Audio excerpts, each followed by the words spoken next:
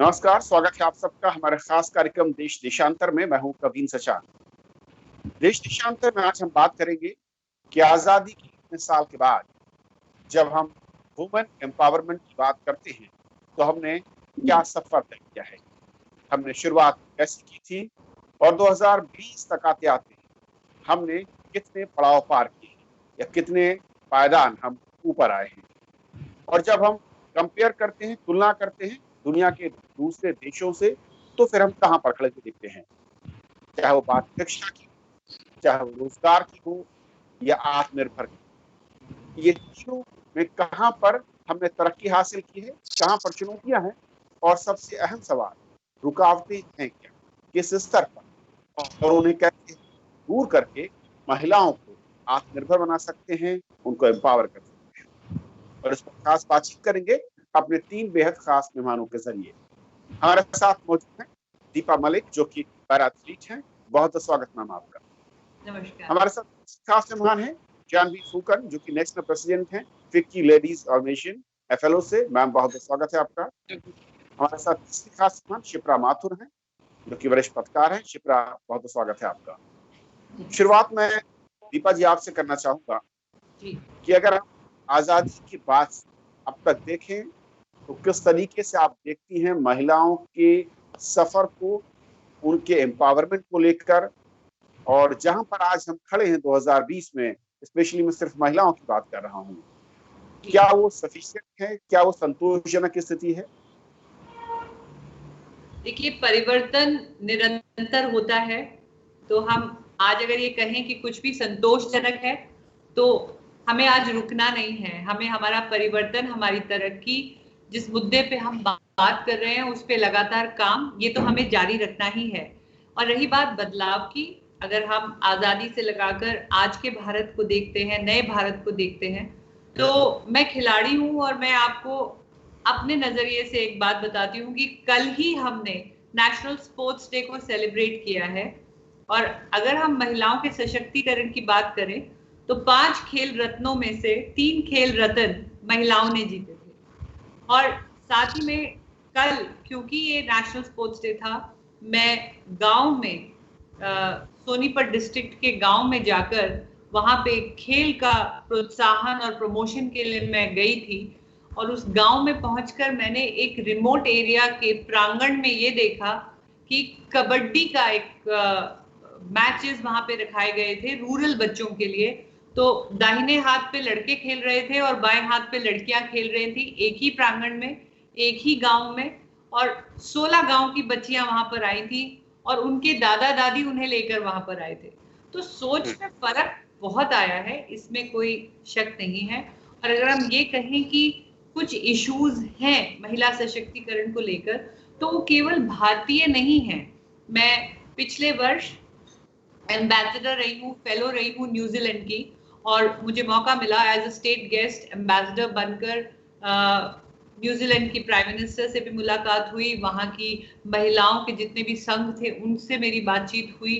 और वहां जाकर भी मैंने देखा कि जो बातें हम इक्वालिटी की कर रहे हैं हिंदुस्तान में, जो सशक्तिकरण की, अपॉर्चुनिटीज की, और जो एक पाइपलाइन में वुमेन लीडरशिप की हम बात कर रहे हैं, तो वो मसले वहां भी है जितने यहाँ पर भी हैं। तो ये एक यूनिवर्सल बात है जिसे हमें सबको मिलकर आगे लेकर जाना है। फुकर मैम, क्योंकि अगर मैं, आप उस फील्ड से आती हैं, यानी कि उद्योग जगत, और देश में जो आंकड़े हैं वो अगर हम इंडस्ट्री को वुमेन के साथ जोड़कर देखें तो बहुत अच्छे नहीं हैं। हालांकि पिछले कुछ वर्षों में इसमें काफी रफ्तार आई है, काफी ज्यादा इसमें इम्प्रूवमेंट नजर आ रहा है।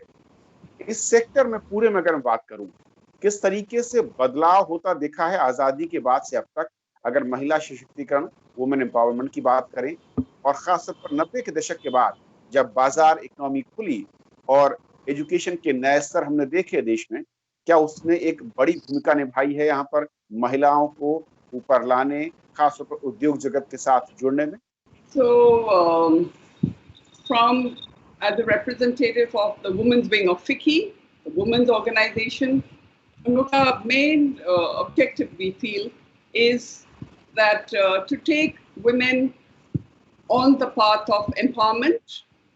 India's women have come forward a long way, and we at Flow work in 3 different levels for women's empowerment. And we find that economic empowerment is the key to have women work side by side with the men. हम लोग का population of 1.3 billion, we women are 49% of the population, and we have to play an equal role in this development. So towards that, Flow has identified that education and fostering entrepreneurship is the main goal. Just say women can find their self-confidence and go forward side by side with the men. We find on all these years, जो हम लोग काम कर रहे हैं women का साथ 3 level में, that self-respect, informational skills बहुत ज़रूरी है. Education and self-respect, self-esteem. वो जब confidence आते हैं हम लोग का औरत की, they can do wonders. वैसे भी we've seen women have gone forward in so many levels और बहुत करने हैं, but what we have tried in Flow to do, हम लोग in each chapter, out of our 17 chapters in India, 8,000 women members that we have, we encourage that we want to adopt a village in each of the chapters. And in that model, हम लोग का skilling development होता है. We do transformational life skills to empower women to think and gain that confidence. Education, gain confidence, foster entrepreneurship. वो करके one by one, the women will come forward, and that is our goal. And in the urban sector, where we have our young, educated, unemployed, वो हम लोग emphasize कर रहे हैं in the adopting the ITI, the Industrial Training Institutes. वहाँ में जो government का जो courses है, we also work from Flow. We are mentoring. So mentorship is a very big tool for women to come forward to the next level, to be engaged and to be mentored and handheld. We can't leave खाली skilling करके छोड़ने से नहीं होगा. इन लोगों को साथ में mentorship करके, role model offer करके, our women and our young people can go forward. That is another important thing that we are carrying forward in Flow. And those are some of the objectives that हम लोग बात कर रहे हैं. और आगे भी industries का बारे specifically I can speak about if you would let me. Okay. I basically हम भी entrepreneur है. I've been 30 years an entrepreneur from Assam. Tourism industry का साथ very closely associated है. And tourism is one industry which is बहुत people centric है. Low capital but human resources ज़्यादा चाहिए. And for women, it's a very good industry to be in. It is like part of what they are doing in their lives. So sustainable development, a big key. Right. For industries, with Flow, we have tied up with the Ministry of Tourism for MOU to train women in the new standards of protocol in the past COVID times. So that will help women again to find their places in the tourism sector around the country. In all the parts of our chapters, tourism is one of the big answers. Okay, मैं इस पर भी detail में आऊंगा कि sector wise कहां पर किस तरीके से स्कोप दिखा है, बदला है. लेकिन शिप्रा, 2 महत्वपूर्ण चीजें मैं समझना चाहूंगा और दर्शकों के नजरिए से भी जब आज हम बात करते हैं, चाहे वो उद्योग जगत रहा हो और चाहे वो खेल के मैदान रहे, या फिर मैं कहूं कि रिसर्च राजनीति का क्षेत्र रहा हो, जो डिवाइड पहले कहा जाता था रूरल और अर्बन इंडिया में सोच को लेकर महिलाओं के प्रति, वो किस तरीके से बदला है और किस दिशा में बदलता हुआ नजर आ रहा है? कविन जी, गांव और शहर की जो तब्दीली की बात है, उसमें एक थोड़ा सा हम लोग अगर हिस्टोरिकल पर्सपेक्टिव ले तो जो संविधान है हमारे देश का, उसका अनुच्छेद 15 ये कहता है कि जब बराबरी की बात, तो वो कहता है कि बराबर हैं सभी नागरिक, लेकिन वो ये भी कहता है कि महिलाओं और बच्चियों के पक्ष में, अगर बच्चों के पक्ष में हमें पॉलिसीज बनानी पड़े या नीतियां बनानी पड़े, तो पॉजिटिव डिस्क्रिमिनेशन की संविधान हमारी बात करता है। दूसरी बात जो आप ही की बात से मैं जोड़ रही हूँ कि 1974 में एक नेशनल स्टेटस ऑफ विमेन जो टुवर्ड्स इक्वालिटी जिसका उस रिपोर्ट थी, वो रिपोर्ट ये कहती है कि महिलाओं पर दोहरी मार है काम की, और एग्रीकल्चर सेक्टर में सबसे ज्यादा जो महिलाएं हैं वो वहां पर काम करती हैं। तो हमारा जो देखने का नजरिया मुझे लगता है होना चाहिए, क्योंकि गांव में आज भी आबादी जो है 60% 60 से 70% आबादी हमारी गांव में रहती है, और जो तब्दीली का जो रास्ता है और जो पैरामीटर्स हैं मुझे लगता है कि वहां से ज्यादा उठ के आते हैं। तो एग्रीकल्चर जो आप कह रहे हैं कि शहर और गाँव में जो बदलाव है, और गाँव जो है वो बड़ा पैमाना है, तो गांव की जब हम बात करें तो मैं आपको उदाहरण देती हूँ कि वहां पर जो सोच आप कह रहे हैं, तो जितनी भी नीतियां आज हम देख लें कि आजाद भारत के दौर से अभी तक देखें, और खासतौर से 5-7 साल में अगर हम नीतियों को देखें, तो हमने जो अंतर्राष्ट्रीय नीतियां भी जो बनी है, सीडॉ का जो कन्वेंशन है जो डिस्क्रिमिनेशन के अगेंस्ट में जो यूएन कहता है, उसको भी हमने रेटिफाई किया, और जितनी भी अंतर्राष्ट्रीय बातचीत जो महिलाओं के बराबरी को लेकर या उनके खिलाफ जिस तरह का व्यवहार है उसको दूर करने को लेकर होती हैं, उसमें सब भारत हमेशा से भागीदारी करता रहा है। और पिछले सालों में जो नीतियां बनी हैं, उन नीतियों में कहीं मुझे कमी नहीं लगती। हाल ही में आपको हम सबको जानकारी है कि नेशनल एजुकेशन पॉलिसी 2020 आई है, नवंबर के आसपास आने वाली है विज्ञान की नीति। तो विज्ञान का भी जो विभाग है वो कहता है कि विमेन इन साइंस की बात कर रहा है। मुझे लगता है नीतियों में कहीं कोई कमी नहीं है, और बहुत आगे हम कुछ आगे तो बढ़े हैं। पार्लियामेंट में अगर हम देखें तो लोकसभा में जो 4% महिलाएं हुआ करती थी शुरुआत में, आज करीब 11-12 तक हम पहुंचते हैं, और आज के दौर में सबसे ज्यादा जो भागीदारी मतलब मौजूदगी है महिलाओं की, वो आज इस पड़ाव पर हमें समझ में आती है। बदलाव हुआ है, लेकिन बदलाव जिस पेस से हमें दिखना चाहिए, और सोच में बदलाव का एक पैमाना तो नीतियां जरूर है, लेकिन समाज का जो ढांचा है कविन जी, मुझे लगता है उस ढांचे में जो भूमिका सामाजिक संगठनों की होनी चाहिए, सरकारों की होनी चाहिए, नीति निर्माताओं की होनी चाहिए, और जो हमारा एक माहौल है उसको बहुत लोकलाइज तरीके से उसको समझकर महिलाओं के साथ काम करने की जरूरत है। और जो आप बात कह रहे थे कि विमेन एम्पावरमेंट में सबसे मुख्य पक्ष जो है वो है आर्थिक पक्ष। आप गाँव में जाएंगे, हम ये कहते हैं कि जब एग्रीकल्चर नीति आती है तो वो तो आज भी हम इस लिहाज से नहीं देखते हैं कि महिला, अगर हम किसान का नाम देते हैं तो आज भी महिला हमारे सामने उसका चेहरा नहीं आता है। तो महिलाओं के प्रति नीतियां हैं, फैसले हैं, निर्णय हैं। जेंडर बजट की भी हम बात करते हैं, लेकिन जेंडर बजट की चर्चा हम कितनी करते हैं ये हम भी जानते हैं।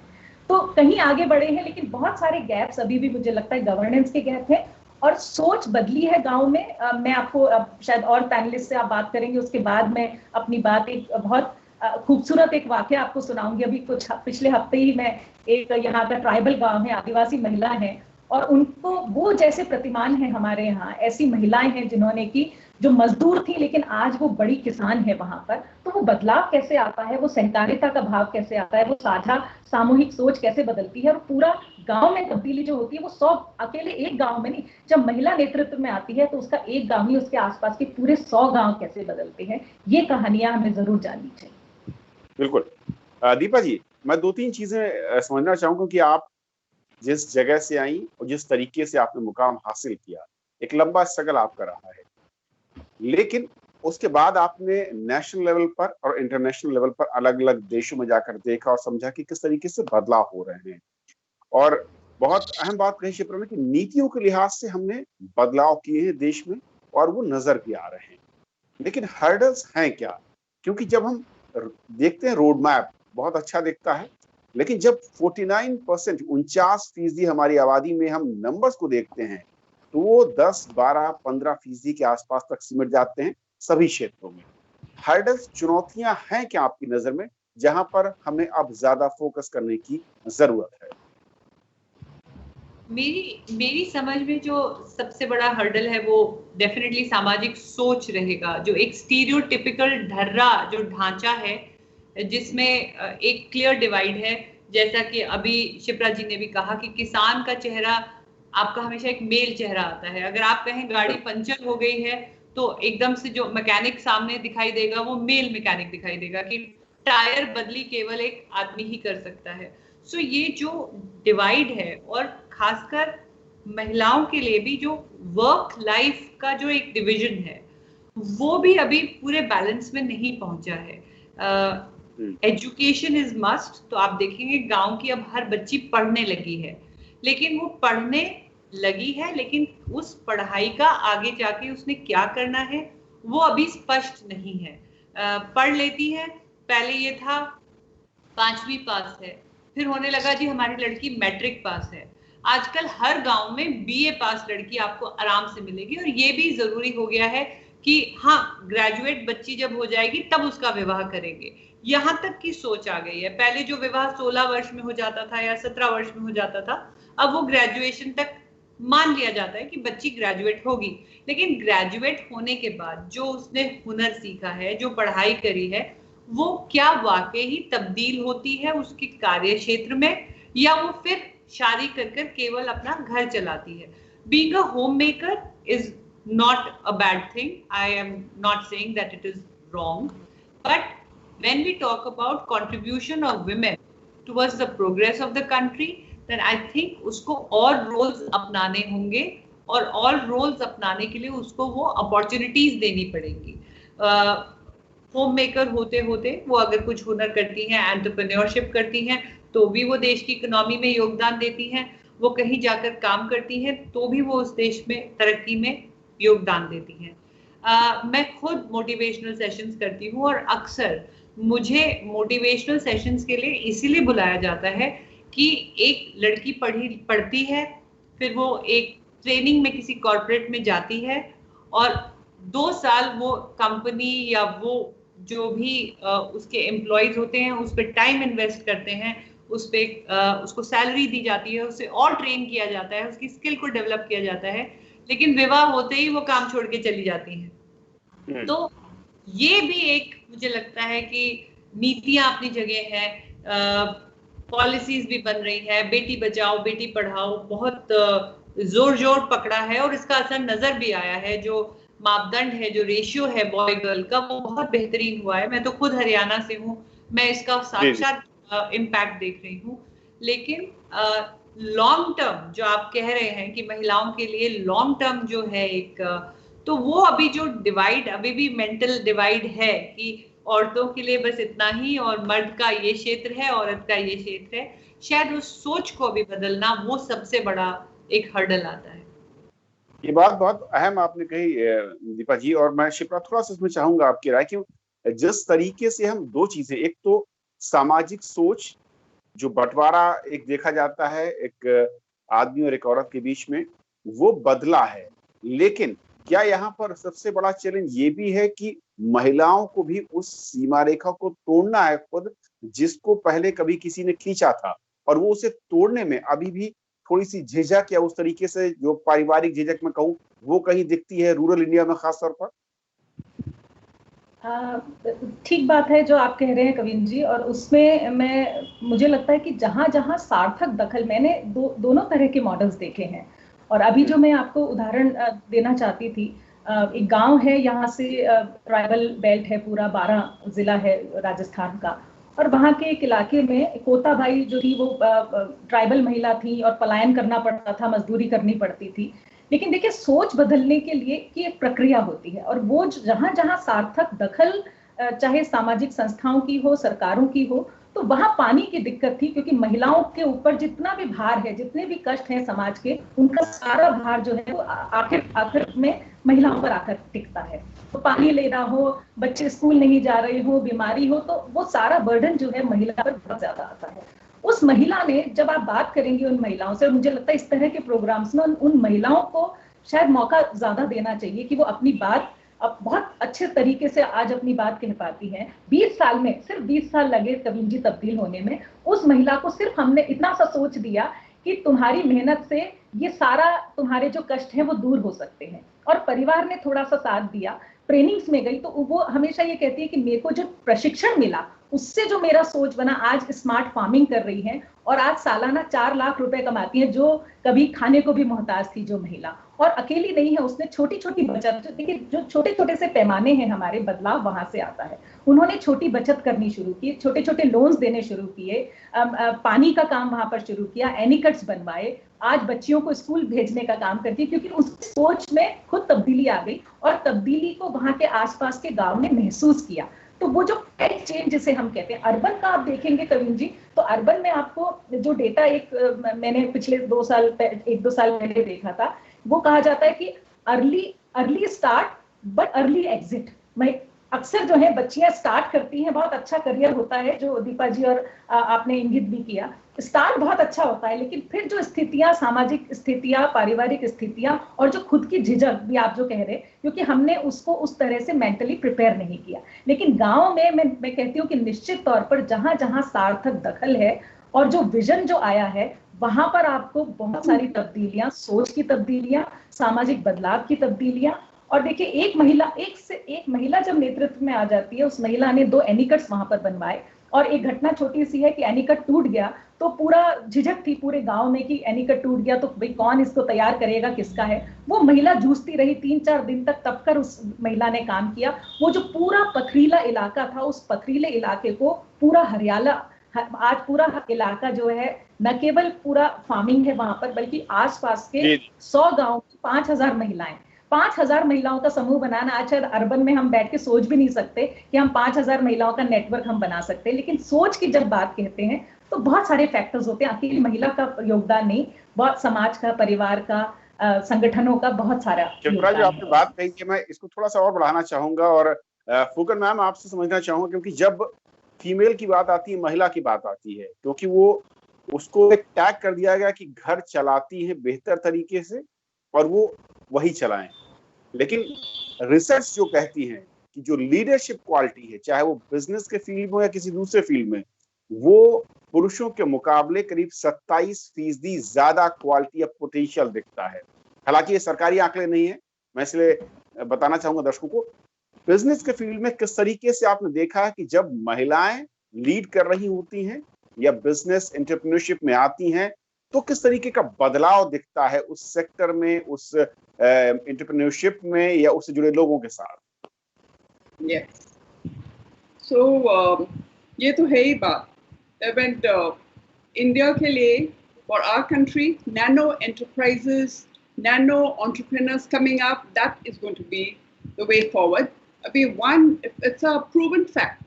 तो महिला in the, let's say, corporate, maybe if we have a woman employee, she will ensure that औरत को चांस दे काम के लिए, और middle sector में हो, a woman will always help the other woman along, and in the rural areas as well.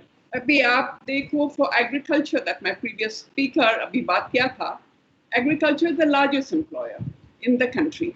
Second हो गया handloom. Where I come from, northeast में agriculture and handloom was side by side. Women weavers are 77% of the weavers in the northeast. और वहाँ में side by side काम होता है. So women can take forward all their work, and education के लिए भी they work with their children. So we find that enterprise building and more career path, vocational ideas, or if you give the woman, she will learn more. And I think that the self-help groups, at least in the Northeast, it has done a lot of work. बहुत empowerment कर दिया women का, and the idea that women can work together and form small businesses, it's a real fact. And वैसे it has contributed to the children, to the business, to the economy at the rural levels. Now, हम लोग जब flow की बात करते हैं, when I came in here in my this year सालों में, मेरा main mission था for sustainable livelihood, जैसे हमने बोला था. So then, flow, what we did, we partnered with a consulting agency, Netherlands का, जिसका नाम है Women on Wings. उन लोग since 2007 rural areas में काम कर रहे हैं, and they are working with women led enterprises. So only certain areas, verticals, we are like cluster, textile cluster, agri cluster, non-timber farm produce, concentrate on those and try to raise the women. So that has been our hope, that first we will want to connect them to our village adoption program, get them to raise these women up, because women are interested in working. The self-help groups are producing results. I will give you another example. When the migrants are coming back to the small towns, to the villages, and when you see the retail malls were closed during COVID time, because abhi slowly open kar rahe, but a lot of young women, we are very proud to say that from our chapter, we are training them to ride the two-wheelers under our organization called Hey Didi. So in May, girls are being empowered to not only learn to ride two-wheelers, but also get the license. And they're helping in the whole ecosystem. जो अभी e-commerce का ऊपर इतना dependent है, the delivery girls हो गया. So that is, and that has led to a transformation. कि first challenge था कि घर से कैसे जाऊँ, काम नौकरी कैसे करूँ, but now the mothers-in-law, the mother-in-law साथ में ले, so when mother-in-law sees that इनका भी earning हो रहा है, इनसे भी पैसा आ रहा है, there has been a great supportive thing. So women have to help each other. That is the main thing. Help each other. We are getting there. Handloom, agriculture, nano enterprises, these are the way which will start and will connect Bharat to India in nano entrepreneurship. Okay. Deepa जी, मैं आखिर में दो चीजें, एक तो ये कि जिस तरीके से बदलाव हो रहे हैं और जो रास्ते खोल रहे हैं, अपॉर्चुनिटीज हमारे सामने हैं महिलाओं को लेकर या यंग जो वुमेन्स आ रही हैं फील्ड में, आपका संदेश क्या है उन लोगों के लिए, खासतौर पर उन लोगों के लिए या परिवारों के लिए जो कि परिवार की जिम्मेदारी को सर्वोपरि मानती हैं, टॉप प्रायोरिटी होती है, लेकिन उसके चलते वो अपनी जो टैलेंट है या जो उनको पोटेंशियल है उसको, जैसा कि शिप्रा ने कहा था कि अर्ली स्टार्टर है लेकिन अर्ली एग्जिट भी कर लेती है, क्या उससे बचना चाहिए और कैसे? देखिए, मैंने तो एंट्री ही बहुत लेट ली थी। 36 वर्ष की आयु में तो मैंने खेलना शुरू किया था। 30 वर्ष की आयु में एक तरीके से मेरा शरीर लकवाग्रस्त हुआ था। सो आई थिंक ये सिर्फ एक वनस्थिति है कि हम महिलाएं किसी भी उम्र में या कैसे भी शरीर में हम अपना योगदान नहीं दे सकती, या हम खुद ही अपने आप को एक किसी ना किसी बेड़ी में बांध लेती हैं। और मेरे ख्याल से इसमें एक चीज मैं अंत में जरूर ये जोड़ना चाहूंगी कि बहुत जरूरी है पे पैरिटी को रिमूव करना, क्योंकि जितने घंटे एक महिला काम करती है और जितने घंटे एक आदमी काम करता है, लेकिन पता नहीं क्यों तनख्वाह नॉर्मली देखी जाए, चाहे आप बॉलीवुड में देख लीजिए, चाहे आप किसी भी प्राइवेट सेक्टर में देख लीजिए, महिलाओं की जो तनख्वाह है या मिस्त्री भी अगर वो है, वो मजदूरी भी कर रही हैं, तो उनकी सैलरी में हमेशा फर्क रखते हैं। तो आई थिंक ये फर्क भी हटाना बहुत जरूरी है और इस पे कोई निश्चित लॉ भी होना चाहिए कि नहीं, कहीं भी क्षेत्र में किसी भी दफ्तर में पे पैरिटी नहीं होनी चाहिए वो। और मैं बहुत गर्व महसूस करती हूँ कि खिलाड़ी होने के नाते जब हमारा मेडल आता है तो उसमें कोई महिला मेडल या पुरुष मेडल के नाम से नहीं होता है, तो वहां से एक बहुत बड़ा उदाहरण लिया जा सकता है। और दूसरी चीज मैं कहूंगी कि अवसर जरूर दीजिए महिलाओं को। मैं छोटा सा एक फाउंडेशन चलाती हूँ, उसके तहत हमने यूपी का तिल बेगमपुर करके एक गांव है, मुस्लिम पॉपुलेशन वहां पे ज्यादा है, और वहां पे हमने एक टाइल इंडस्ट्री, टाइल फैक्ट्री के साथ मिलकर उनके बाथरूम्स को रेनोवेट किया था। उस गांव के स्कूल में जब हमने लड़कियों के बाथरूम को बनाया, उसमें उनको सेफ जगह बनाई, तो मैं उस स्कूल के साथ आज 4 साल से काम कर रही हूँ। और धीरे धीरे मैंने देखा है कि जो हम इंसेंटिव्स रखते थे मैक्सिमम अटेंडेंस की, कि जो बच्चा सबसे ज्यादा अटेंड करेगा उसको हम ये तोहफा देंगे, किताबें देंगे, यूनिफॉर्म देंगे, अब आज 4 वर्ष के बाद हालत ये है कि लड़कियां सारे प्राइज जीत रही हैं, लड़कियां ज्यादा आ रही हैं, क्योंकि उस स्कूल में एक बहुत साफ स्वच्छ माहौल है और एक सुंदर बाथरूम है जिसमें लड़कियां आराम से वहां स्कूल अटेंड कर सकती हैं। सो कुछ ऐसी छोटी छोटी चीजें, कुछ ऐसे बदलाव, कुछ ऐसे जरूरी बदलाव बहुत जरूरी हैं। तो महिलाओं से भी मेरा निवेदन ये है कि अपने आप को किसी भी मानसिक बंधन में न बांधिए। अगर एक दीपा मलिक छाती का निचला हिस्सा लकवाग्रस्त लिए आज 50 साल की उम्र में भी खेल रही है और नए नए हुनर सीख रही है, तो किसी भी महिला के लिए मुश्किल नहीं है। सिर्फ एक सीखने का जज्बा होना चाहिए, आत्मविश्वास होना चाहिए और देश के लिए कुछ योगदान करने की तत्परता होनी चाहिए। उसी को मैं ट्रू पेट्रियोटिज्म मानती हूँ कि अगर आप अपने से ऊपर उठकर समाज में कुछ योगदान नहीं दे रहे हैं तो क्या आप वाकई अपने देश के एक अच्छे नागरिक हैं, जिसमें महिलाओं का दायित्व उतना ही है जितना एक पुरुष का है। बिल्कुल वक्त कम है, लेकिन बहुत शुक्रिया आप तीनों मेहमानों का हमारे साथ इस बेहद महत्वपूर्ण चर्चा में शामिल होने के लिए। और जैसे कि दीपा जी ने कहा और बहुत अहम है कि अगर देश के संविधान को देखें तो बराबरी का अधिकार दिया गया है और अधिकार के साथ मौके भी दिए गए हैं। पॉलिसी के जरिए सरकारों ने अलग अलग योजनाएं लागू की हैं और उन योजनाओं का लाभ आप महिलाओं को लेना है, वो आपका हक है, वो आपको चाहे छीनना पड़े। और जैसा कि कहा कि उम्र कोई बंधन नहीं है, मंजिल आप तय कर लीजिए और मंजिल जरूर मिलेगी, क्योंकि रास्ता आपको तय करना है। चुनौतियां जरूर आ सकती हैं, इस उम्मीद के साथ कि हालात बदल रहे हैं, रफ्तार बदल रही है और अगले कुछ वर्षों में शायद हम देखेंगे कि दुनिया के कुछ चुनिंदा देशों की तरह हमारे यहाँ भी सभी सेक्टर्स में, सभी जगहों पर महिलाओं की भागीदारी पुरुषों के बराबर है, उससे कहीं ज्यादा नजर आएगी। आज फिलहाल इतना ही। नमस्कार।